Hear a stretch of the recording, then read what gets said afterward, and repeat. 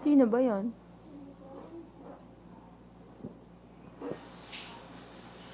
Saan nagpunta si Tito Jan kanina? Ikaw na lang po. Mas magaling ka eh. Ni-slice niyo po? Ano po ba yan? Sibuya. Opo. Ano pong lulutuin nyo? Tsaka? Tapos po?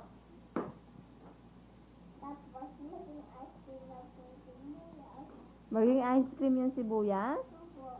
Masarap po ba yun? Nakatikim na po kayo nun?